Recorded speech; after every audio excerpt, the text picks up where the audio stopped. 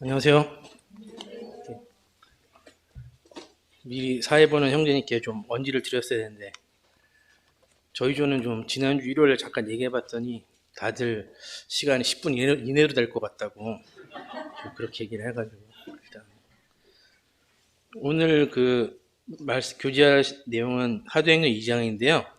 저는 2장 1절부터 13절까지를 맡았습니다. 이 오순절날 그 성령님이 강림하시고 그 제자들이 이제 방언이 터진 그 기사가 나오는데 평소에 좀 저희 모임에서 아무래도 방언에 대해서 잘 다루질 않다 보니까 저도 좀 생소하고 좀 관심이 없던 부분이어가지고 그렇게 막 깨달은 게 많고 그러진 않은데요.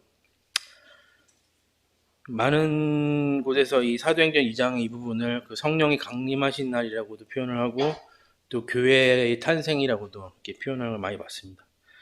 이 구약에서는 이 유월절 이후에 그 7 곱하기 7에서 49 해가지고 77절이라고 불리던 절기인데 여기 신약성경을 쓸 당시는 이제 그 50일이 강조되어가지고 그 오순절로 이렇게 불리고 있는 것 같습니다.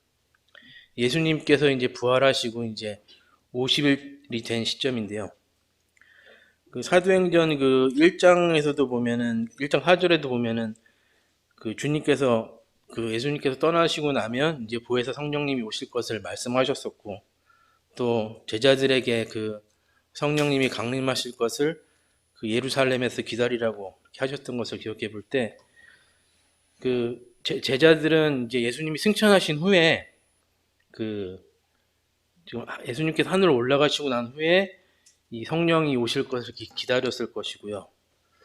그리고 이게 기다리고 나서부터 이렇게 딱 일주일이 된 시점에 그 예언이 이루어진 것을 이렇게 볼 수 있습니다. 그 일주일이면은 그 비교적 그 기다림으로 생각하면 좀 짧은 기간으로 느껴지는데요. 여기 2장 1절에 오순절 날이 이미 이르매라고 써 있는데 이게 이미 이르렀다는 표현은 그 주님께서 약속하신 때가 그 충만하게 무르익었다는 그 점을 의미하고 있습니다. 이 부분을 읽으면서 문득 생각이 살짝 든 게 그 제자들이 약속하신 그 성령님을 기다렸던 그 기간에 비해 우리가 그 장차 주님이 재림하실 거를 기다리는 것은 어떻게 보면 비교할 수 없는 긴 시간이 흘렀는데요. 우리가 그 주님이 재림하실 때를 언제인지 알 수는 없지만 그 지금 이때가 그 성령님이 그 오순절에 오신 이때처럼 그 뭐랄까 충만히 그 때가 무르익은 때였으면 하는 바람을 잠깐 해봤었습니다. 사도행전 2장의 앞부분을 담당하면서 태어나 처음으로 제가 이제 방언에 대해서 흥미를 좀 가져보게 되는데요. 사도행전을 내용을 보면은 방언을 이제 간단하게 그 다른 나라의 언어들을 이렇게 뭐랄까 초자연적인 그 외국어를 모르는 사람들이 이렇게 다른 나라 언어들을 말하는 이런 표적이라고 설명을 하고 있습니다. 이런 의미로 보면은 이제 방언은 이제 신약 성경이 아직 다 쓰여지기 전에는 그 믿지 않는 자들을 위한 효과적인 표적이었던 것 같고요. 대신에 이제 성경이 완성된 후에는 이 이제 방언의 표적은 그치는 게 이제 당연하다고 타당하다고 생각이 됩니다. 근데 제가 이제 방언을 이제 보기 위해서 유튜브에서 이렇게 막 찾아보고 그랬는데요. 이제 제가 실제로 방언하는 모습을 본 적은 없지만 이번 유튜브에서는 좀 봤는데 제가 생각했던 것보다 이 현대 방언의 모습이 굉장히 그 섬뜩하고 괴기한 모습이었는데요. 이렇게 막 섬뜩한 예배를 드린 사람들이 또 우리 교회 또 예배 드릴 때 머리에 수건 쓴다고 놀란다는 것이 굉장히 의아하게 좀 생각이 되었습니다. 그리고 또 막 이 사람들이 방언에 대해서 분석하고 이런 걸 보면 뭐 랄랄라 방언, 따따따 방언 이런 걸 구분하면서 이 방언을 이렇게 막 분석을 하는데 그 모습이 굉장히 우매해 보이기 그지없었던 것 같습니다. 그래서 방언을 요즘 현대 사람들이 말하는 방언이라는 걸 좀 봤더니 결국에 뭐 방언이 30분 만에 터지는 법 이런 것도 나와 있지만 결국에 제가 보기에는 이 감정이 되게 고조된 분위기에서 이렇게 막 그 할렐루야를 이렇게 빠르게 외치다 보면서 갑자기 이제 좀 약간 무의식적인 상태에서 혀가 풀리면서 방언이 터지는 이제 그런 이제 좀 체험을 하고 이제 유도를 하고 뭐 그러는데요. 이건 뭐 성령의 은사도 아니고 그냥 뭐 최면술처럼 현대 과학의 그 뇌작용으로도 충분히 뭐 설명이 가능한 현상이라고도 하더라고요. 방언이라는 것이 단지 그 외국어로 말하는 이렇게 표적을 임했다라면 그 성경이 생긴 지금은 이제 폐해지는 게 맞을 텐데 왜 이렇게 오늘날 이렇게 회개한 현상을 그 방언이라고 규정을 하고 계속 이렇게 장려되고 있는가를 생각해 볼 때 아마도 뭐 고린도전서 14장에 그 좀 일부 좀 애매해 보이는 그 방언에 대한 구절들을 그 방언을 추구하는 그 오순절 계통의 교회에서 뭐 자기들 입맛에 맞게 방언을 해석해 가지고 장려하기 때문이 아닌가 싶습니다. 어쨌든 신기한 것은 그 성경 전체에서 그 방언이 차지하는 비중이 굉장히 극히 일부분에도 불구하고 이렇게 많은 그 일반 교회 다니는 사람들이 그 자신들이 방언하게 되기를 굉장히 원한다는 것을 알게 되었는데요. 그 마가복음 16장에 보시면은 제가 잠깐 읽겠습니다. 마가복음 16장 17절 18절을 보시면요. 이런 말씀이 있습니다. 믿는 자들에게는 이런 표적이 따르리니 곧 그들이 내 이름으로 귀신을 쫓아내며 새 방언을 말하며 뱀을 집어 올리며 무슨 독을 마실지라도 해를 받지 아니하며 병든 사람에게 손을 얻은즉 나으리라 하시더라. 이게 사도들이 행한 이런 표적들을 그 현대 그런 일부 막 성령 체험을 강조하는 교회들에서는 이런 그 현상들을 막 재현하기도 하면서 이렇게 열광적으로 추구하는 모습이 많이 보이는데요.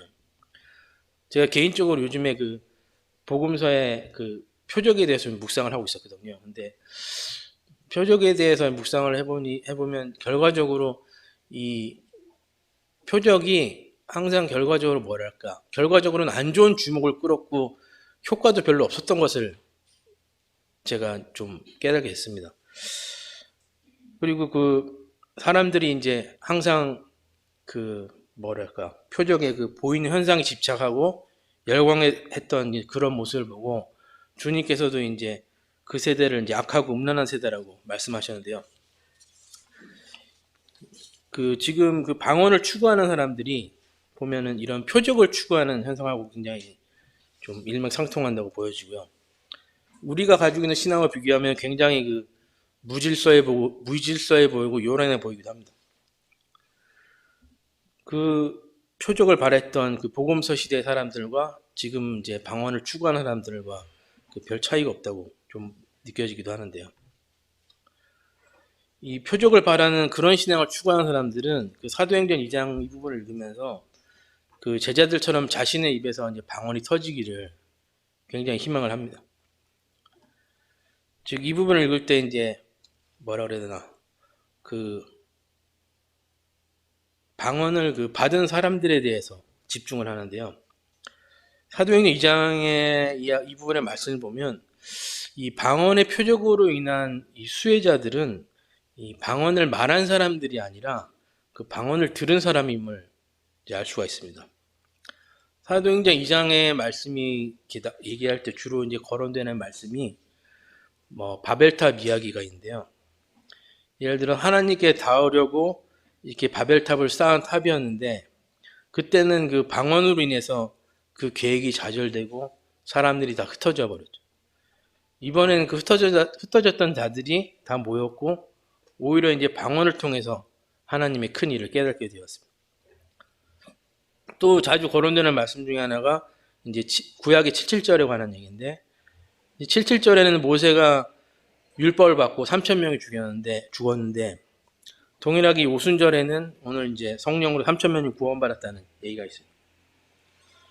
바벨탑에서 흩어졌다가 다시 모인 자들 그리고 오늘 구원받아 더해진 3,000명 그리고 77절 이 수확된 열매를 가리키는 이 몸된 교회가 된 자들이 이 사도행전 2장에 나오는 중심이 되는 그 수혜자들이라고 볼 수 있는데요. 결국 이 사람들은 방언을 하는 사람들이 아니라 방언을 들은 사람들이었습니다. 그 사도행전 2장에 보면 이제 각 사람들 위에 방언의 그 성령이 임했는데요. 그 각 사람 위에 그 방언의 표적에 대해서 임한 그 방언의 표적을 보고 그 놀라고 충격을 받은 사람들은 방언이 터진 사람들이 아니라 방언을 들은 사람들이었습니다. 그 천하 각국으로부터 온 수천 명의 건강한 유대인들이라고 써 있는데요. 이 사람들이 자신들의 언어로 하나님이 큰 일이 말해지는 것을 듣게 되었습니다. 이들이 놀란 주된 이유는 그 불의 혀 같은 것이 사람들 위에 임해서도 아니고 그 사람들이 뭐 새술에 취한 듯이 술 취한 듯이 말해서 그런 것도 아니었습니다. 바로 그 갈릴리 사람들의 입을 통해서 하나님의 큰 일이 자신들의 모국어로 들렸기 때문이었습니다. 즉 방언의 그 시끄럽고 현란한 가시적인 그런 현상보다는 방언의 내용을 알아듣고 이 사람들은 놀랐다고 할 수 있을 것 같습니다. 오늘 그 짧게 그 묵상해 본 거는요, 여기에 그 방언을 하는 자보다는 방언을 들은 자들을 부러워해야 된다는 생각이 들었고요. 방언의 그 요란한 현상보다는 방언의 내용에 대한 관심을 갖는 것이 더 합당하지 않을까 생각을 해보게 되었습니다. 예, 이상입니다.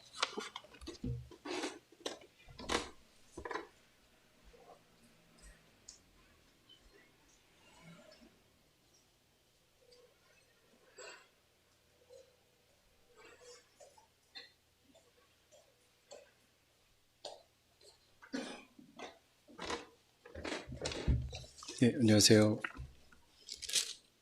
제가 교재를 나눠드릴 말씀은 14절부터입니다. 전에 윤성원님 방언에 대해서 교제해 주셨는데, 사실 앞절에는 뭐 교제할 내용이 방언밖에 별로 없어서 이렇게 이제 중심으로 말씀하셨던 것 같은데, 저는 제일 깁니다. 제일 긴데, 제가 말씀을 듣다 보니까 나름 묵상이 좀 부족했다라는 생각이 좀 있어서 기도를 이렇게 하고 있었는데, 아무튼 우리 뒤에 있을 또 형제님한테 또 폐를 끼치지 않게끔 또 시간을 또 배려해 드리는 게 두 번째 주제의 목표일 것 같습니다. 아까 잠깐 봤는데 굉장히 8페이지에 걸쳐서 빼곡하게 정리해 주셨더라고요. 그래서 저는 말씀 보고 한번 같이 말씀을 나눠보겠습니다. 13절까지는 이제 방언에 관한 모습을 이렇게 쭉 얘기를 하고, 거기에 있던 많은 사람들이 그 모습에 기이하게 생각해서 그 사람들이 수군대죠. 어떤 사람들 조롱도 하고, 13절에 보시면 조롱하고, 이들은 술에 취했다, 새술에 취했다, 이렇게 얘기를 합니다. 당시 포도주를 먹는 유대 문화를 보면 아주 쓴 포도주를 나눕니다. 그러면서 그 술을 자기 각자 기호에 맞게끔 물에 희석해서 마시게 되는데, 아마 그 새 술은 더 독했을 것 같고, 그것을 희석하지 않고 이렇게 먹었던 문화적인 음식 문화가 있었기 때문에 아마 그 모습을 보고 이렇게 표현하지 않나라고 싶습니다. 그러면서 베드로가 사도들과 함께 이렇게 있다가 소리를 높여서 이렇게 말을 하게 되죠. 너희로 알게 할 것이니 내 말에 귀를 기울이라, 이렇게 얘기합니다. 이 모습을 이렇게 이 구절을 보면 많은 사람들이 이 방언하는 모습을 보고 어떤 사람은 기이하다고 생각했고, 어떤 사람은 굉장히 좀 낯선다는 모습을 생각을 하게 될 때 굉장히 소란스러웠을 것 같은 생각이 듭니다. 근데 이 장소가 아무래도 정확히 표현이 되고 있지는 않지만 아마 마가의 다락방이지 않았을까라는 생각이 듭니다. 1장에 보면 약 120명 정도의 사람들이 모였다고 하는데, 아직도 마가의 다락방은 예루살렘 근처에 있습니다. 그래서 유튜브를 통해서도 봤는데 저희 2층에 있는 예배당 홀 모습과 비슷합니다. 로마네스크 양식을 통해서 이렇게 만들었는데, 물론 이제 그 침략에 의해서 파괴가 됐지만 다시 이제 재건이 된 모습을 볼 수 있고요. 지하에는 다윗의 무덤이 아직까지 있어서 현재도 관광을 통해서 수입을 얻고 있는 모습을 볼 수 있습니다. 아마 정확하진 않지만 그 장소에서 베드로가 사람들의 이렇게 수군거리고 좀 혼란한 상황을 통해서 이렇게 나와서 말씀을 전하고 있는 모습인 것 같습니다. 설교라고 말씀을 표현해도 될 것 같은데요. 그러면서 이제 알게 할 것이다. 내가 모든 사람들을 이런 일이 왜 일어났는지, 오순절 사건의 성령강림 사건이 왜 일어났는지 말을 기울여라고 이렇게 나옵니다. 그러면서 이제 얘기를 하는데요. 2장 15절에 보시면요. 때가 제3신이 너희는 생각과 같이 이 사람들이 취한 것이 아니다라고 이렇게 반론을 합니다. 주일학교를 제가 오랫동안 해왔기 때문에 삼시라는 것은 6을 더하면 현재의 시간하고 같은 시간이기 때문에 삼시라는 것은 현재의 오전 9시죠. 오전 9시는 뭐 다 아시겠지만 술 취하고 이렇게 음식 먹는 시간이 아니라 아마도 그 당시에는 그 하루에 세 끼를 먹는 문화가 아니라 두 끼를 먹는 문화였습니다. 세 끼를 먹는 문화는 아마 그 산업혁명 이후로 이렇게 됐던 걸로 알고 있는데, 그 9시는 제사장이 성전에서 제사를 드리고 있는 시간이었기 때문에 유대인들은 그 시간에 식사를 하고 있지는 않았을 겁니다. 그래서 이것을 반박하면서 때가 제3시다. 너희 생각과 같지 않다. 그리고 이 사람들이 취한 것이 아니라고 방언하는 사람들에 대해서 변론을 하게 되죠. 그러면서 사람들의 그 수군거림에 대해서 술 취함도 아니고 조롱하는 사람들에 대해서 꼬집게 이렇게 얘기를 합니다. 그러면서 그 이후에 이제 16절에 대해서는 이제 구약에 있는 요엘서를 이렇게 인용해서 이렇게 말씀을 전합니다. 요엘서 2장 28절에서부터 2장 32절까지의 말씀인데요. 저희가 지금 보고 있는 사도행전은 2장 17절 말씀부터 2장 21절까지의 말씀인데요. 비교해 보시면 문맥상의 의미는 크게 다르지 않습니다. 하지만 단어의 배열이랄지 수로에 조금 다르다는 그런 점이 다른 건데요. 이렇게 서술하고 있는 내용은 뭘까 생각해 보면 지금과 같이 말씀을 전하시면서 그것을 구약에 있는 말씀을 가지고 이렇게 베드로가 이렇게 그 사람들, 그 유대인들에게 얘기하고 말씀을 전하는 것이죠. 그렇기 때문에 말씀 단어의 순서나 이런 것들은 좀 변화가 있지만 문맥의 의미는 거의 변함이 없습니다. 이를테면 자녀가 장래일을 말할 것이라고 유엘서에 말하지만 여기는 사도행전에서는 자녀가 예언을 한다 이렇게 돼 있고, 제일 처음 요엘서에는 자녀들과 늙은이들과 젊은이들이 이렇게 나오는데 사도행전에서는 자녀가 나오고 젊은이들 나오고 늙은이들 나와서 이런 배열이 다른 걸 보면 베드로는 많은 사람들 앞에서 그 구약의 말씀을 인용해서 이렇게 말씀을 전하고 있는 모습을 볼 수 있습니다. 잘 아시다시피 제자였던 베드로는 그 어부였죠. 그 어부였지만 예수님의 이제 부르심을 받고 제자를 통해서 제자 양육을 통해서 제자가 됐는데요. 마태복음 15장 10절에 보시면요.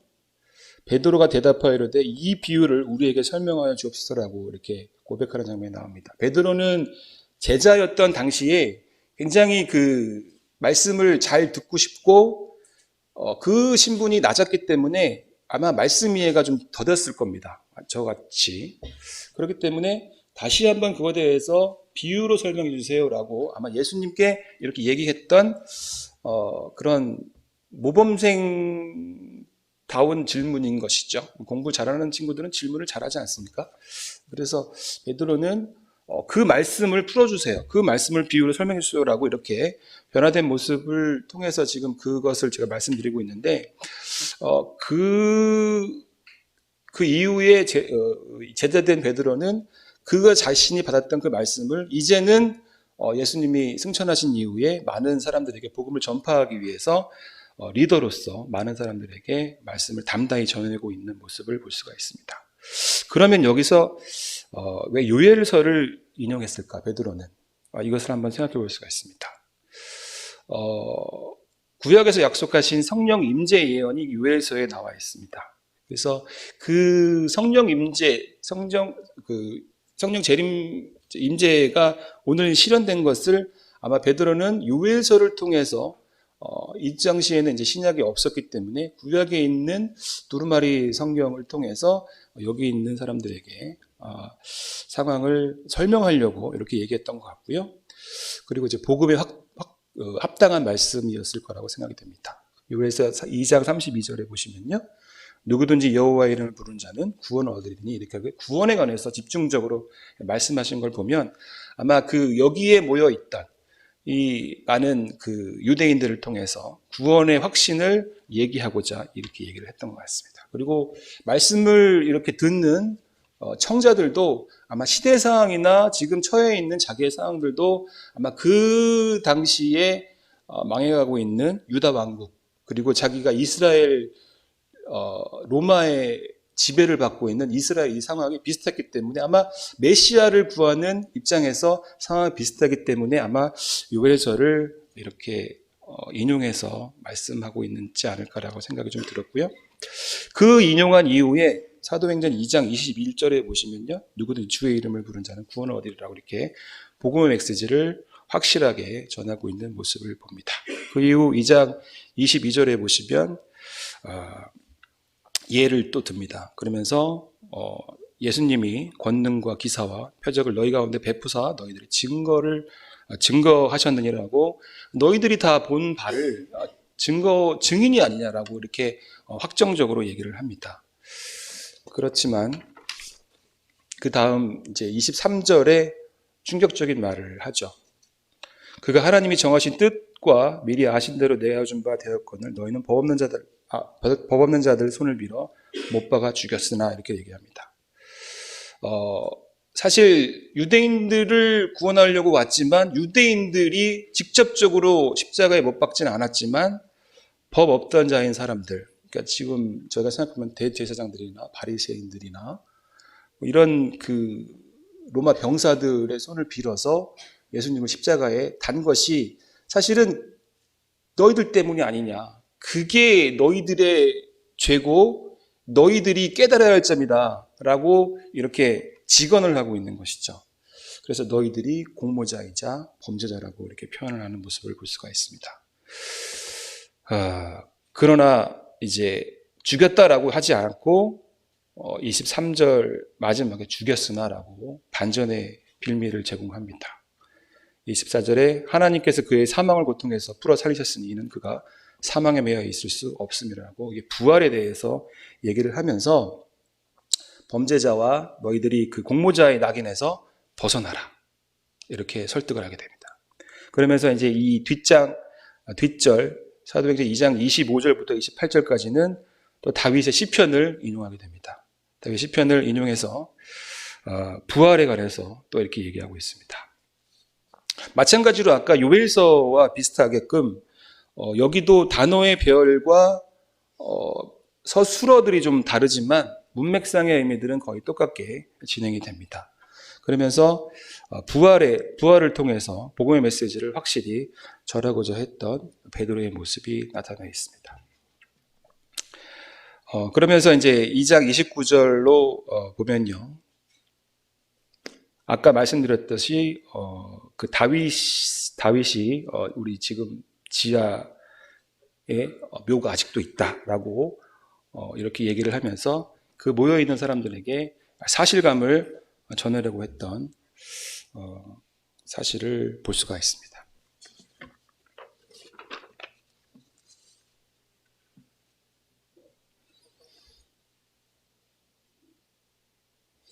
그러면서 베드로는 거기에 대해서 자기의 이제 그 말씀을 더 코멘트를 다는데요. 그리고 그리스도의 이 31절에 보면 미리 보는 거로 그리스도의 부활하심을 말하되 부활을 이렇게 얘기하면서 시편을 인용한 사실을 볼 수가 있습니다. 그러면서 이제 32절, 33절을 보시면 이 예수님을 하나님이 살리신지라 우리가 이 일에 다 일의 증인이로다라고 증인에 대해서 얘기하고 있습니다. 증인은 이미 그 사도행전 1장에서 어떤 형제님이 다 교제해 주셨기 때문에 특별히 제가 언급하지는 않겠고요. 그러면서 우리가 다 하나님의 증인이기 때문에 너희가 이것을 즉시하고 오늘 그 성령이 임하심을 받고 이것을 기이하게 생각하지 말라고 하고 이 33절의 끝절에 보면 너희 보고 들은 이것을 부어주셨느니라 라면서 성령 강림을 이렇게 언급하고 있습니다. 좀 특이한 것은 제가 34절의 말씀인데요. 다윗은 하늘에 올라가지 못하였으나 친히 말하되 가로되 주께서 내 주에게 말씀하시기를 이 말씀이 잘 깨달지 않아졌습니다. 주께서 말씀하시기를 다윗이 이런 말을 했다는 것은 다윗은 왕이었잖아요. 왕인데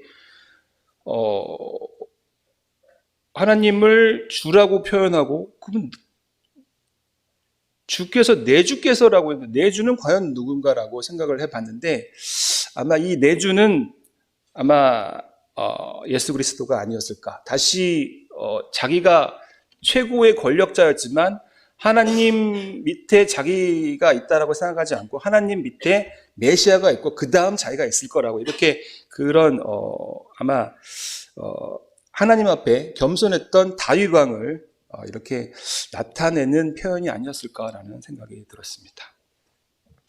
그래서 이 말씀이 좀 잘 이해가 안 됐지만 틀렸으면 나중에 또 교제를 해주시고요. 그러면서 이제 36절에 이스라엘은 온 집에 확실히 알지니 너희가 십자가에 못 박은 예수를 하나님이 주와 그리스도가 되게 하셨다라고 복음의 메시지를 확실히 설파하고 있죠. 그러면서 너희가 십자가에 못 박은 예수가 주와 그리스도가 되었다라고 저희와 같은 동일한 고백을 이렇게 하고 있는 것입니다. 고린도전서에는 내가 너희 중에서 예수 그리스도와 그의 십자가에 못 박히신 것 외에는 아무것도 알지 아니하기로 작정하였음이라고 얘기하고 있습니다. 지금 이렇게 베드로가 전하고 있는 메시지는 아마 지금 강단에서 전해지고 있는 저희 모임에 모이는 복음의 메시지와 거의 동일한 수준의 메시지가 아닐까 생각이 됩니다.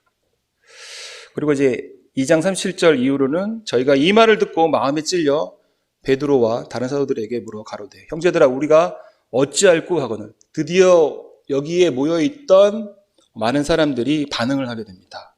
마음에 찔렸다라는 말은 카타누소라는 히브리어랍니다. 전쟁 때 그때는 이제 활을 쏘는 그런 전쟁이었죠. 이 심장을 관통했을 때 그게 카타누소라고 하는데 굉장히 아팠겠죠. 표현할 수 없을 만큼 아팠겠죠. 총알은 이게 막 후벼파기 때문에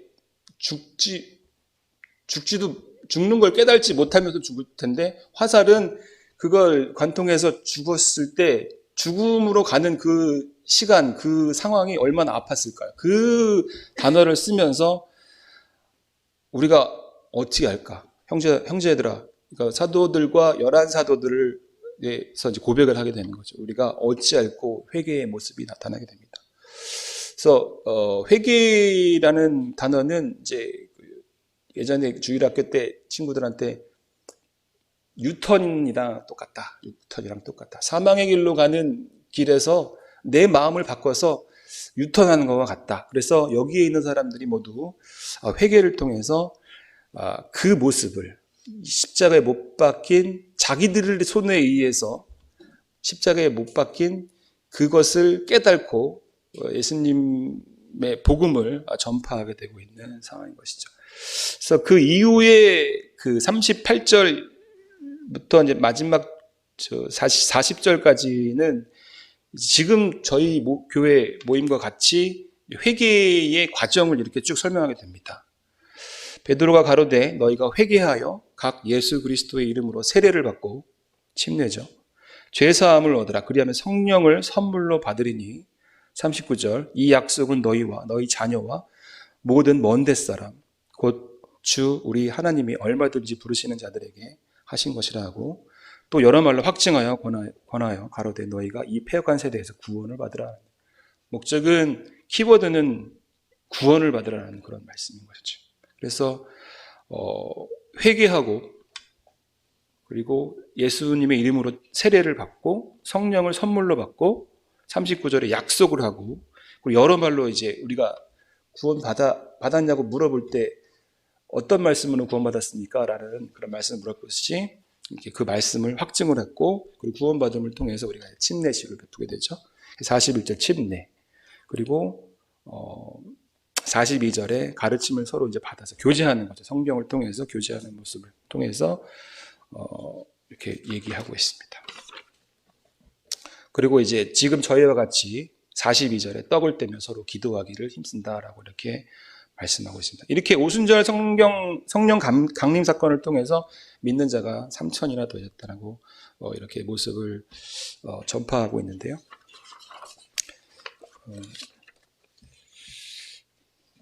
그만해야 되는지 더 해야 되는지.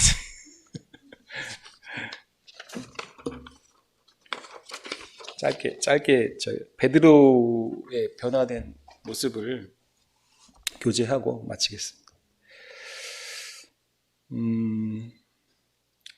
우리는 잘 아시다시피 이제 이렇게 변화된 모습은 저희도 마찬가지지만 성경의 말씀과 성령을 통해서 변화시킨다는 것을 알 수가 있습니다. 이전에 있던 그 사도 베드로는 이렇게 변화된 말씀을 통해서 제가 좀 찾아봤는데요. 어부였던 베드로는 마태복음 4장 18절에 보시면 갈릴리 해변에 다니시다가 두 형제 곧 베드로라 는 시몬과 그 형제 안드레가 바다에서 그물 치던 것을 보시니 저희는 어부라. 어부의 모습을 볼 수 있죠. 그 신분은 가장 낮은 신분, 평민보다 더 낮은 신분이었습니다. 하지만 마태복음 15장에서는 예수님은 제자로 베드로를 부르죠. 그러면 베드로는 아까 얘기했듯이 비유를 통해서 우리에게 설명해 주십시오라고 모범생다운 모습을 이렇게 예수님에게 해서 질문을 많이 했던 제자를 통해 이렇게 단련을 해서 예수님께 양육당했지만 실제로 그는 마태복음 26장에서 다 아시다시피 부인하지 않겠다고 하고 부인을 했고 완전 알지 못한다고 이렇게 변명을 했던 베드로의 모습을 잘 알 수 있습니다. 오늘 변화된 많은 사람들 앞에서 복음을 전파한 베드로의 모습은 참 감사가 되는데 요한복음 21장 11절부터 19절 보시면 요한의 아들 시몬아 내가 나를 사랑하냐 하시고 주님 그러하나이다 내가 주님을 사랑하는 줄 주님께서 아시나이다 이르시되 내 양을 치라라고 주님의 명령을 받게 됩니다. 그 이후로 베드로는 오늘과 같이 사도행전 2장 14절에서 베드로는 11사도와 일제히 일어나서 백성에게 소리를 지르되 유대인이여 내 말에 귀를 들으라라고 담대하게 이렇게 교훈하고 있죠. 그리고 이 다음 장에 나오는 3장 6절에 보시면요. 베드로가 이르되 은과 금은 내게 없으나 내가 가진 것으로 내게 주노니 이렇게 성전 미문에 있던 안질뱅이를 이렇게 고치는 사건을 또 하게 되고요. 베드로전서 2장 9절에 보시면요. 너희는 택하신 족속이요 왕같은 제사장들이요 거룩한 나라요 그의 소유된 백성이니 이는 어둠에서 너희를 부르사 그의 기이한 빛이 들어가게 하신 이래 아름다운 떡을 선포하게 하려 하시느라 이렇게 고백하고 있습니다. 그래서 가장 낮은 자가 교회의 리더가 되고 모임의 리더가 되고 많은 사람들 앞에서 담대하게 말씀을 전하는 베드로의 모습을 저는 이렇게 이 말씀을 통해서 봤습니다. 이 다음 장은 아주 길기 때문에 긴장해 주시고요. 정리를 아마 다음 형제님이 해주실 것 같습니다. 감사합니다.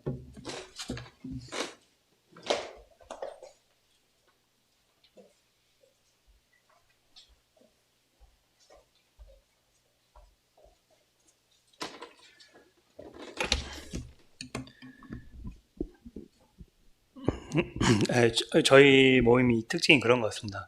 저는 가능한 이제 시간을 내어주기 위해서 정리를 했는데 형제님 저한테 시간을 더 주신 것 같습니다. 감사합니다.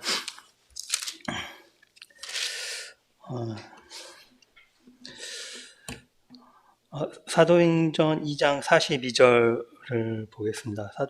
그들이 사도의 가르침을 받아 서로 교제하고 떡을 떼며 오로지 기도하기 힘쓴 일이나 있습니다. 그래서 교회 활동에 교회 모임 활동 네 가지 특징이 나옵니다. 사도의 가르침, 교제, 떡을 떼며 기도합니다.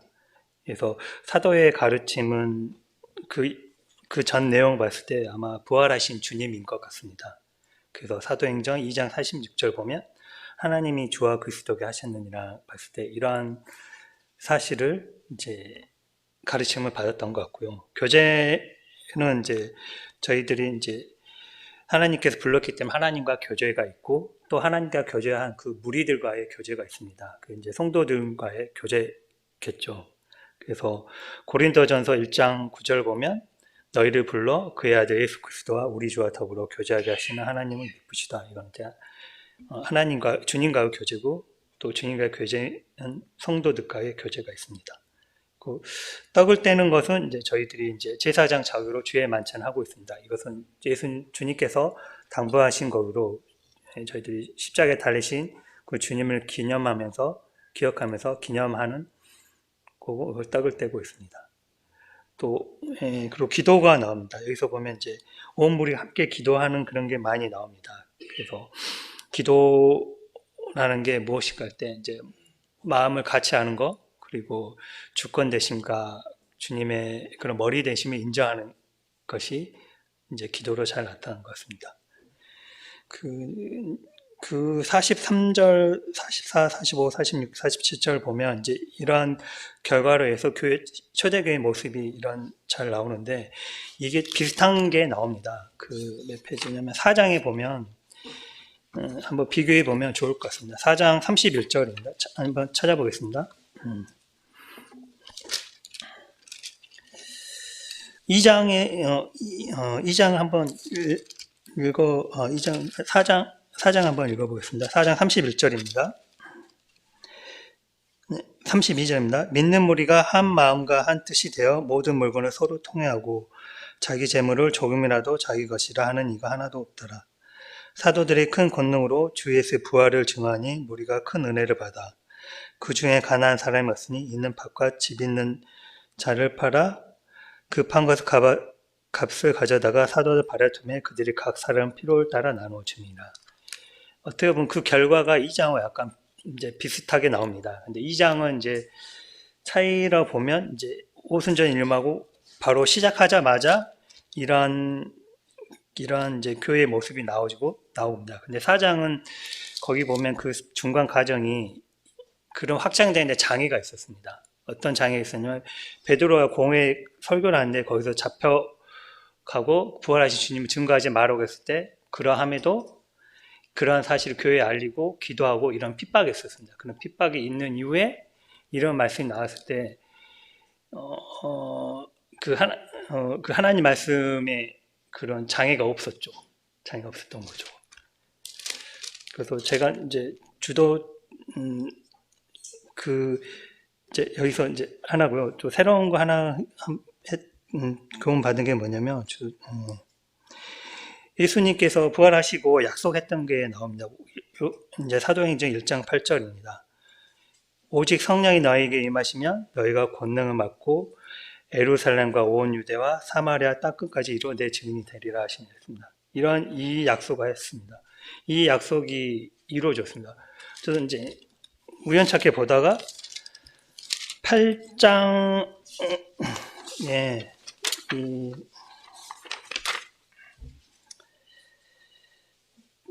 8장 1절 보겠습니다.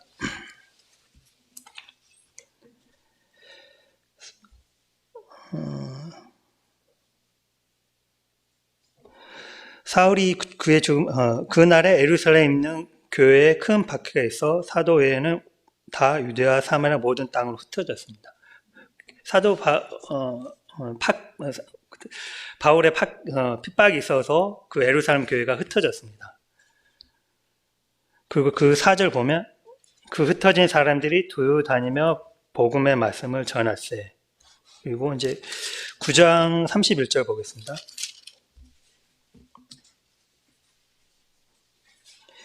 그래야 온 유대와 갈릴리와 사마리아 교회가 평안하여 든든히 사역하고 주를 경외함과 성령의 위로로 그 진행하여 수가 더 많아집니다.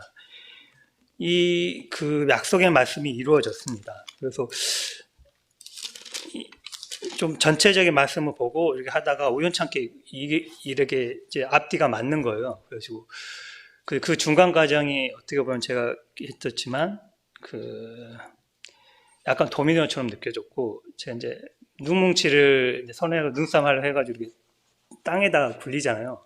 그러면 눈사람이 큰 건 누구처럼 그런 것처럼 느껴졌거든. 그 중간 과정이. 그 중간 과정 한번 찾아보겠습니다. 어떻게 보면 이제 1장 15절을 보겠습니다.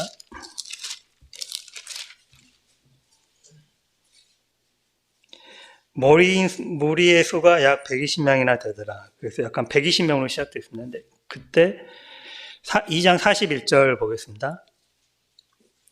그 말을 받은 사람들은 세례를 받음에 이날의 신도 수가 3천이나 더하느라. 3,000명이 되었습니다. 그 47절입니다. 2장 47절. 하나님을 찬미하며 또 백성에게 칭송을 받으니 주께서 구원받는 사람을 날마다 더하게 하시니라. 4장 4절 한번 보겠습니다. 말씀을 듣는 사람 중에 믿는 자가 많으니 남자 수가 약 5,000명이나 되었더라. 숫자가 나옵니다. 약 5,000명이라고. 5장 14절 보겠습니다. 믿고 주께로 나아오는 자가 더 많으니 남녀의 큰 무리더라. 입니다. 그리고 6장 1절입니다. 그때 제자가 더 많아졌는데 있고 7절입니다. 6장 7절. 하나님 말씀이 점점 왕성하여 예루살렘에 있는 제자 수가 더 심히 많아지고 허다한 제사장의 무리도 이 도에 복종하니라 했습니다. 이 복음의 확장이 어떻게 보면 그런 도미노처럼 눈싸움 굴리는 것처럼 신속하고 점진적으로 연쇄적으로 확장되었습니다. 주님이 약속한 말씀대로 성령의 역사심으로 해서 그렇게 약속이 된 거죠. 근데 이런 게 너무 놀라웠고, 그럼 그 이유가 무엇일까 하는 그런 게 또 생각이 들더라고요. 이제 복음 확장 이유면 이제 여러 이유가 있겠지만, 이제 성령의 역사심이 있겠고, 아니면 이제 사도의 가르침이 있겠죠.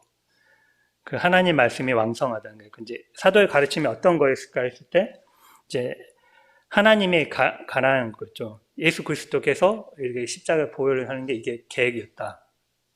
그리고 두 번째, 이제 예수님의 가난한 것이었겠죠. 예수님이 이제 하나님께서 주와 그리스도가 하셨다.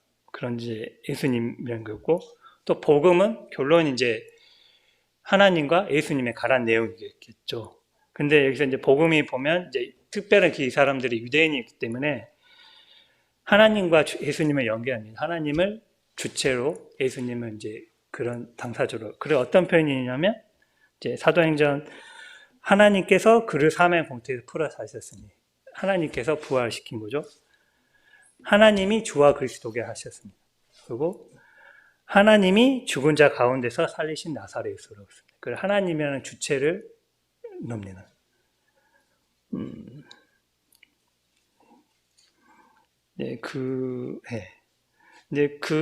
이제 그런 가르침이 내었고, 이제 사도의 가르침이 어떨까 하는 생각을 해봤습니다. 근데 사도의 이제 복음을 확장할 때 어떤 거냐면 자신이 아닌 예수님을 주목하도록 안내했습니다. 그래서 사도행전 3장 12절 보면 이제 병 고치나 이런 거 했을 때 이제 기이하게 여기니까 이런 말을 합니다. 사도행전 3장 12절입니다.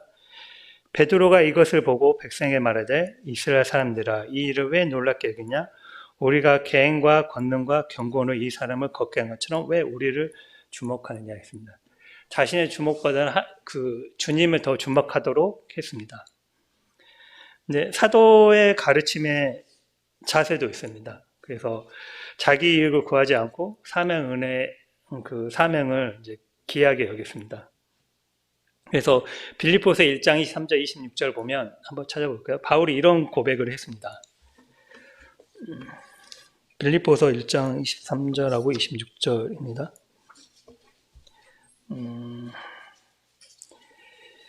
내가 그 둘 사이에 있으니 차라리 세상을 떠나서 그리스도와 함께 있는 것이 훨씬 더 좋으니라. 그렇게 하고 싶으나 내가 육신에 있는 것이 너희를 위하여 더 유익하니라. 내가 살 것과 너희 믿음의 진보와 기쁨을 위하여 너희 무리와 함께 거할 이것을 확신하노니 내가 다시 너희와 같이 있으므로 그리스도 예수에서 너희 자랑이 나를 말미암아 풍성하게 하라 합니다.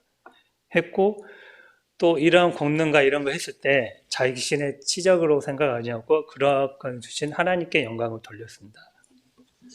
그리고 이제 분명히 이제 복음이 확장됐지만 복음을 막는 장애가 있었습니다. 그 항상 성령의 역사하시지만 그 반대로 사단의 역사하심이 항상 있는 거잖아요.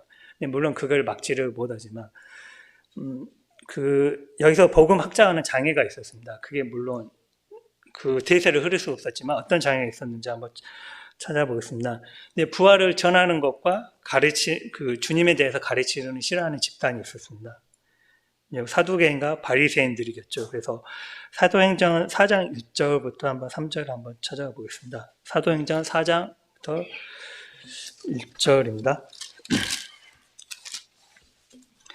사도들이 백성들에게 말할 때 제사장들과 선전 맡은 자와 사두개인들이 이르러 예수 안에 죽은 자의 부활이 있다고 백성을 가르치고 전함을 싫어하여 그들을 잡음에 날이 이미 저물어서 이튿날까지 가두었습니다. 심지어 이제 가두기도 했죠, 사도를. 이게 나오면. 그리고 두 번째, 사도들의 표적과 기사에 대해서는 시기하고 옥에 가두기도 했습니다. 그들이 이제 병 고치는 거 봤을 때 하나님 말씀 전하는 거 싫어했는데 이제 드러난 거, 이제 병 고치는 걸 봤잖아요. 그건 또 시기하거든요. 어떻게 보면 외식적인 거죠. 사도행전 5장 17절 18절 보면 대제사장과 그에 함께 있는 사람 즉 사두개인이 단파가 다 마음에 시기하여 가득하여 일어나서 사도들을 잡아다가 옥에 가두었더니 있습니다. 심지어 이제 사도들을 죽이고자 하기도 했습니다. 사도행전 5장 33절 보면 그들이 크게 노하여 사도들 없이 하고자 하세. 이런 장애가 있었음에도 그 하나님의 약속에 대한 것은 막힘이 없었습니다. 근데 또 장애 위협에 대한 교회의 반응도 교훈받을 수가 있습니다.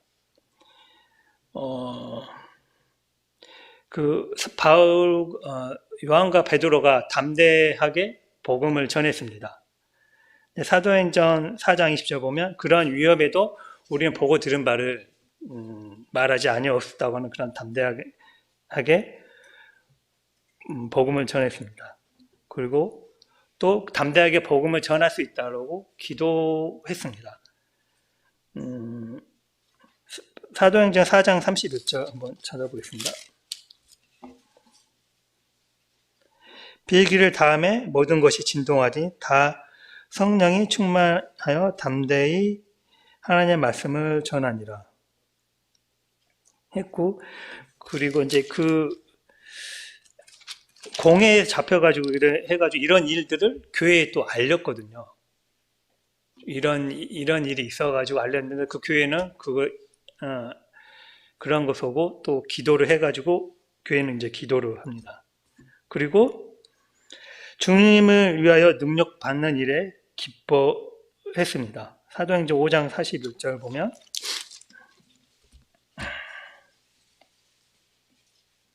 사도들은 그 이름에 능력 받는 일에 합당한 자로 여기심을 기뻐하면서 공회 앞에 떠나니라. 그리고 네 번째 마지막으로 가르치기와 전도하기를 그치지 아니하였습니다. 사도행전 5장 32절입니다. 그들이 날마다 성전에 있든지 집에 있든지 예수는 그리스도라고 가르치기와 전도하기를 그치지 아니하리라 했습니다. 네.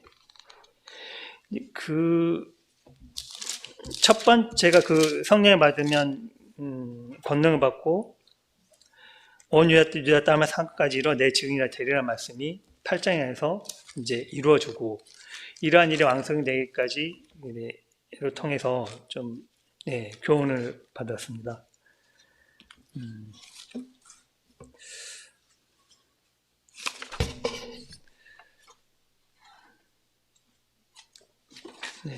그래서 에베소서 1장 14절 이하를 보고 마치도록 하겠습니다. 에베소서 1장 4절은 바울의 기도 내용인데, 간혹 이제 어떤 이제 성도들 어떤 이제 하면 집합적인 교회보다 나 혼자 모임생활 잘할 수 있고 나와 주님과 관계가 깨끗하면 그렇게 신앙 사용을 할 수 있다고 하는 그런 사람들이 있거든요. 근데 이런 거 이제 사도행전 2장 8절 보면서 이제 가령 온 무리와 함께 연합 이런 게 교회의 속성인데 이런 게 여러 개 표현이 나오더라고요. 그래서 에베소서 1장 14절 보면 이런 말씀이 잘 나오는데 에베소 1장 14절을 읽고 마치겠습니다.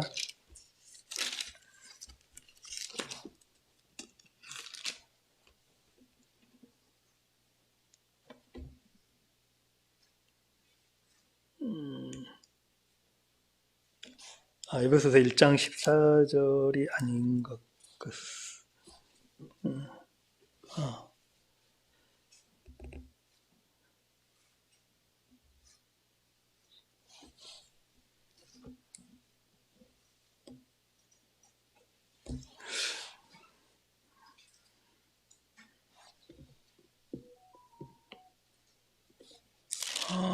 제가 에베소서 1장이 아닌 것 같습니다.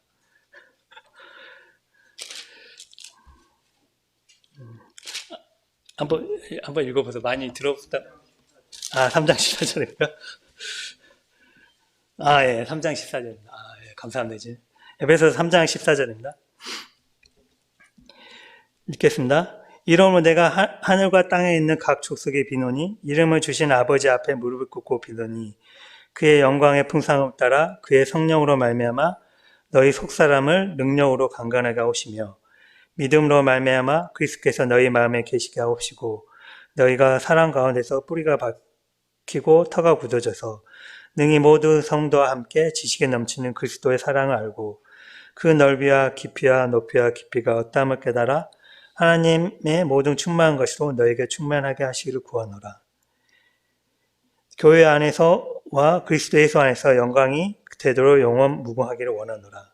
18절 보면 능히 모든 성도와 함께 지식에 넘치는 그리스도 사랑 알고라고 표현했습니다. 저희가 모여하고 함께 하는 이유가 여기에 있습니다. 하나님 뜻이기도 합니다. 그게 교제이기도 합니다. 이상입니다. 감사합니다.